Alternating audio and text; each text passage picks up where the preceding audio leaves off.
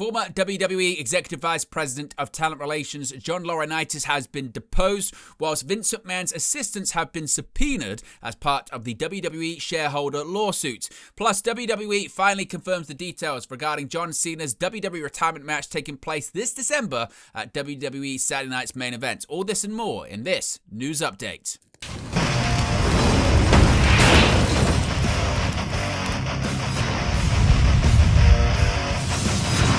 Hey guys, welcome back to Wrestling News 365. Hope everyone is doing very well. As always, there are plenty of news stories to get into in the world of professional wrestling. Let's begin with one of the many lawsuits involving former WWE CEO and Executive Chairman Vince McMahon. This is the shareholder lawsuit that hasn't had a ton of coverage, but more details have now come out courtesy of Brandon Thurston of WrestleNomics, who has written the following, saying, quote, "More subpoenas have been filed in the Delaware Chancery Court shareholder lawsuit against Vince McMahon, current top WWE executives Nick Khan and Paul Levesque, also known as Triple H, and former company executives and board members George Barrios and Michelle Wilson. Former WWE executive John Laurinaitis, who is not a defendant, was scheduled to be and presumably was deposed this past Friday, September 26th, via Zoom from his attorney's office in Florida. McMahon's personal assistants during his time at WWE, brothers Paul Mangieri and Michael Mangieri, have also been subpoenaed for documents. Liberty Media, owners of Formula One, among other assets, and major private equity firm KKR are also scheduled to be deposed. Individuals at Liberty Media who are, quote, most knowledgeable, end quote, about the subjects the plaintiffs are seeking information about are set to be interviewed under oath on September 30th, that being today. KKR partner Ted Oberwager will be deposed on October 30th. While it's not been openly confirmed, Liberty Media and KKR may have been bidders or potential suitors for WWE. As WrestleNomics reported previously, each of the defendants themselves and many other WWE executives and former board members are scheduled to be deposed before the end of November. Attorneys for the shareholder class are expected to question each deponent in an effort to build a record supporting claims that the merger process was not conducted in good faith. It is customary for defense counsel to also examine the witness to elicit testimony supporting their position. McMahon is represented by separate counsel from the other defendants. With their scheduled deposition dates now passed, these individuals have presumably already been deposed. Current DKO Chief Financial Officer Andrew Schleimer and independent WWE board members at the time of the merger, Steve Koonin, Steve Pammon, Manjit Singh, and Jeffrey Speed. Deposition transcripts and documents are not automatically part of the public record. In many cases, they remain confidential throughout discovery, but portions of deposition transcripts or subpoenaed documents may become public later if they are filed as exhibits in connection with motions or later at trial if this case gets to that point, which is the way materials from discovery usually enter the record. The lawsuit alleges that McMahon was predetermined to merge WWE with Endeavor's UFC in 2023, rather than having a genuine M&A process that maximized shareholder value. The plaintiffs claim that McMahon believed that only a transaction with Endeavor would allow him to stay with the company, citing McMahon's friendship with Endeavor's Ari Emanuel. With the fallout of the sexual misconduct scandal surrounding McMahon that became public in 2022, plaintiffs say that any other suitor wouldn't have agreed to allow McMahon to stay on after that suitor took control. The other board members who are defendants are alleged to have breached their fiduciary duties in going along with McMahon in the alleged scheme. Laurinaitis was accused of sexual misconduct along with McMahon by former WWE employee Janelle Grant as part of a federal lawsuit against McMahon and WWE. Earlier this year, Laurinaitis flipped on McMahon for the second time and was dropped as a defendant in Grant's case in exchange for his agreement to provide evidence for Grant. Many attorneys from white shoe law firms have been added to represent the defendants in recent weeks. McMahon is being represented by attorneys from Kirkland and Ellis. The other former WWE board member defendants, including Khan and Levesque, are represented by attorneys from Latham and Watkins. This case has gotten relatively little coverage, partly because it's been litigated in Delaware Chancery Courts, a forum that's more difficult to access electronically than other cases in federal courts involving McMahon and WWE that have drawn more attention. This case is well into the discovery process, whereas the Grant case in Connecticut federal courts and the Ring Boy lawsuits in Maryland federal court are still in pre-discovery phases. Of course, if we get any more details on that, we'll let you know in a future video. Now, John Cena, the details regarding his WWE retirement match have now seemingly been revealed. The show, date, and location for John Cena's final WWE match have been officially confirmed as his retirement year approaches its end. John Cena has limited dates left on his retirement tour, with his next appearance being WWE Crown Jewel Perth in Australia on October 11th. WWE has now confirmed that Cena's final match will take place at Saturday Night's Main Event on December 13th, with the retiring star headlining the evening at Monumental Sports and Entertainment's Capital One Arena in Washington, D.C. Now, WWE has released the following press release regarding John Cena's retirement tour now being confirmed to be taking place on this date. Here's what WWE had to say. They said, quote, WWE, part of TKO Group Holdings, in partnership with Events DC, the official convention and sports authority for the nation's capital, today announced that 17-time world champion John Cena's final match will headline Saturday Night's Main Event on Saturday, December 13th at Monumental Sports and Entertainment's Capital One Arena in Washington, D.C. Following a year-long farewell tour with stops at WrestleMania 41 and SummerSlam along the way, Cena will bring his decorated career, highlighted by 17 World Championships, 5 United States Championship title reigns, and 2 Royal Rumble victories, to an emphatic close live from the nation's capital. Quote, John's contributions to WWE are immeasurable. There are no words that can truly relay how much he means to the business, said WWE Chief Content Officer Paul Triple H Levesque. Together with our partners at Events DC and Capital One Arena, we look forward to honoring his legacy and delivering an unforgettable send-off for both John and the WWE Universe. Quote, Washington, D.C. is the sports capital and perfect place to honor John Cena's remarkable legacy, said Angie M. Gates, president and CEO of Events DC. We are excited to welcome WWE fans from our city and around the globe to witness an unforgettable final showdown in our nation's capital. We deeply value our partnership with WWE and look forward to providing fans with an experience they will cherish forever. Quote, it is our great privilege to host John Cena's historic final match at Capital One Arena, a staple venue that has consistently witnessed dozens of marquee WWE events over the years, said Jordan Silberman, president venues at Monumental Sports and Entertainment. There's no stage more fitting to celebrate the legacy of a true entertainment icon than in our building, with a backdrop anchored in the heart of downtown DC, end quote.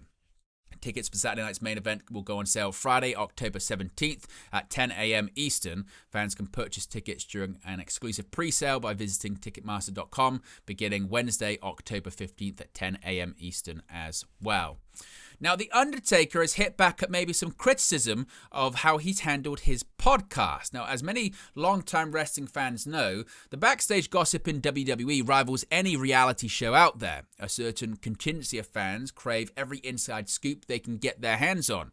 While hosting an episode of his podcast, The Undertaker commented on unnamed reports that claimed he used his backstage influence to propel his wife, Michelle McCool's career.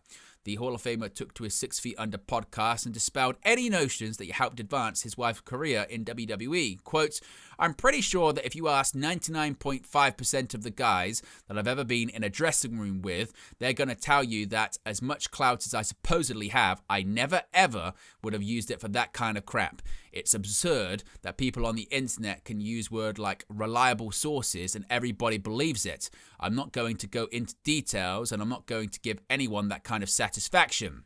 The dead man went on to talk about how much it means to him that he garnered the respect of his peers in the locker room. He said, quote, I was very blessed to have an incredible career. The things that I accomplished during my career, I never imagined in my wildest dreams that I would be able to accomplish those things. But I think as equally as proud of my wrestling accolades as the way I've been perceived and the way that my peers respect me. At the end of the day, that's all that really matters to me. Now, Ridge Holland, he has confirmed his injury that he recently sustained during a TNA Impact television taping. At the TNA Impact tapings over the weekend, Ridge was helped to the back with an apparent injury suffered during his match against Moose. On social media, Ridge wrote, quote, Liz Frank injury, surgery Friday, see you in a bit. Now, Liz Frank is a dislocation or fracture of the joints in the midfoot where the bones of the forefoot toes meet the bones of the hindfoot, that being the heel and arch.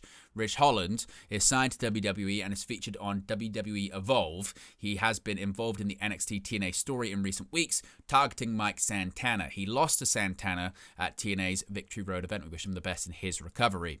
Now, a Ring of Honor World Championship match has been confirmed for an upcoming CMLL event. The next ROH World title defense is in a matter of days. CMLL has revealed the card for their upcoming show in Mexico City this Friday in Arena Mexico. In the semi-final, Bandido will defend the Ring of Honor World Championship against Hechicero. This will be a rematch from Death Before Dishonor in August that saw Bandido retain the championship in a Match of the Year contender. Since returning from injury, Bandido has kept a busy schedule, wrestling not only for AEW and Ring of Honor, but also CMLL, where he has become a regular. Alongside Brody King, Brodito, successfully defended the AEW Tag Team titles against Defunto and Zakodan Jr. on September 12th. A few days later, they also successfully defended their titles in a four-way ladder match at AEW All Out. Keeping with AEW, an injury update here on The Blade. The Blade has been sidelined since September 2024 after undergoing back surgery. Appearing on Talk and Shop, he gave an update on how he's doing. He said, quote, I had back fusion, spinal fusion on September 10th, 2024. It's been about a year now. I'm getting close to going back to the doctors and getting cleared, he said. Asked what happened, Blade replied, quote, years of bumping, but in 2022, me and Butcher had a killer match with the Bucks. I'm in my 40s, and I was thinking that I was Jeff Hardy. I love the Hardys and Dudley's table match from Royal Rumble 2000. Jeff takes this awesome bump where he does a front flip over the top, table against the guardrail, Devon moves. I went to do the exact same thing. I remember when I slid in the ring, I hit the ropes and my legs weren't there. I jumped, missed the table, flopped on the floor. The right side of my back went completely numb. The past year or two was getting to a point where it was uncomfortable. With back stuff, surgery is the last option. So I went to physical therapy. They did a round of shots. They did a whole bunch of different stuff. Blade clarified it was his lower back that got the fusion. He said, quote, I've been wrestling for 25 years. I've had a bad back for a long time. AEW took care of my surgery. They took care of my physical therapy. They've been taking care of me for over a year now, and I'm really grateful for that. Now, departure here from WWE in the form of Idris Enofe. He's wrapped up with World Wrestling Entertainment, taking to Instagram. Idris Enofe, who is part of WWE's NXT brand, stated that he's deciding to leave WWE. Enofe thanked those who have helped him, such as the coaches and staff at the Performance Center, the creative team, his now former colleagues, and his supporters. He said, quote, as of today, I will officially be leaving the WWE. This is a decision that I've thought about for a very long time, and I'm going to trust my gut on this. With that being said, for the past 4 years, I had the chance and the opportunity to meet and work with incredible people, from the wrestlers to the referees to the creative team to the medical staff, and of course to all of the coaches who put in so much time and effort into making me better. And for that, I will always appreciate. And of course, all the fans who have supported me and stuck by my side through all these years, thank you. Now, Enofe returned to in-ring action after being sidelined due to a shoulder injury. Onofe's former partner in NXT, Malik Blade, suffered a torn ACL injury in December of 2024. He is 31 years of age and last wrestled at an NXT house show in July. Now, an update here on the future of WWE Unreal on Netflix. The show is indeed coming back. What was assumed has now been confirmed by Fightful Select. WWE Unreal is in the works for a second season. Upon Fightful interviewing the director of Season 1, Chris Weaver, he claimed that they weren't sure if there was going to be a second season. However, within a few days, the director was at WWE SummerSlam filming Seth Rollins' cash-in. Fightful have been told that Season 2 filming is underway, with Seth Rollins among the subjects. WWE, Netflix, and NFL Films have already started production, and a season is expected in 2026. Fightful have been told that Weaver has been at multiple events to film the show, and the wheels are already in motion for what music gets used on the show. In an update, Fightful have learned it's tentatively slated for an actual January release, so not actually that far away at all. Post Wrestling has revealed some details regarding the upcoming WWE Unreal in previous months, and Wrestling Republic spoke to Chris Weaver, who confirmed that filming had begun by Money in the Bank. Now, a big update here when it comes to TKO and one of WWE's sister companies here. Now, it was long reported that TKO was looking to launch a boxing league with help from the Saudi Public Investment Fund. Well, Paramount and TKO Group Holdings announced yesterday a long-term media rights agreement that will make Paramount Plus the exclusive home of Zuffa Boxing across the United States, Canada, and Latin America. Zuffa Boxing, the new professional boxing promotion launched by TKO and entertainment giant Cena, is led by a powerhouse team including UFC President and CEO Dana White, Saudi Boxing Federation President His Excellency Turki Al-Sheikh, Cena CEO Dr. Rakan Al-Thari, and WWE President Nick Khan. Beginning in January 2026, Paramount Plus will stream Zuffa boxing events starting with 12 live cards in its inaugural year and plans to expand in the future. Select events may also air on CBS and other Paramount platforms, bringing high-profile boxing to a wider audience. Dana White has long talked about his desire to fix boxing by creating a structure that is more like the UFC, where the best fight the best, and there is one undisputed champion per weight class. Many in the boxing community have pushed back, stating that the sport is just fine, while criticizing White's stance on fighter pay and his attempt to amend the Ali Act, which protects boxers from exploitation. White expressed his excitement about the partnership in the Paramount press release. He said, quote, "I'm excited to bring great boxing events to a global audience. There are millions of boxing fans that will now be able to watch competitive fights with up-and-coming boxers as well as the biggest stars in the sport. Paramount will be the home for UFC and boxing fans to watch the greatest fights in combat sports. Further details, including fight schedules and the first event to stream on Paramount Plus, will be announced in the coming months." TKO recently hit a new all-time high following Zuffa Boxing's promotional debut with the Canelo Crawford fight that, of course, was on Netflix. An update on Sting's son wrestling, and he's going to make his wrestling debut pretty soon. It was announced in a press release that Stephen Borden, the son of WWE Hall of Famer and AEW star Sting, would be making his debut next month as part of the F52W Hardware Art Exhibit by artist Raymond Pettibon in association with Darby Allin and AEW backstage personnel Charlie Ramone. The exhibit will feature live wrestling and music inside the art gallery on October 3rd and 10th. Now, ticket information can be found online. Shortly after Sting had his retirement match at last year's AEW Revolution pay-per-view, Darby Allin told Fightful that Borden was training with him to become a professional wrestler. A former NFL prospect, Borden appeared at Revolution dressed as his father during his association with the NWO Wolfpack stable. Later that year, Borden, on the Von Erichs podcast, said that he'd been training with Darby Allin, Adam Copeland, and FTR in preparation for an in-ring debut. And finally, some trademarks here regarding the Los Americanos faction that we saw last night on WWE Raw. In recent weeks, El Grande Americano has been joined by two more men dressed in luchador masks, with the belief that the two men are Tyler Bate and Pete Dunne. Initially, the pair would be nameless, but would be known as El Grande Americano Dos and Trez. Now, it seems the pair have new ring names revealed on Raw. On September 29th, WWE had filed to trademark two ring names under goods and services in Bravo Americano and Rayo Americano. This, of course, was the names that were used last night on Raw.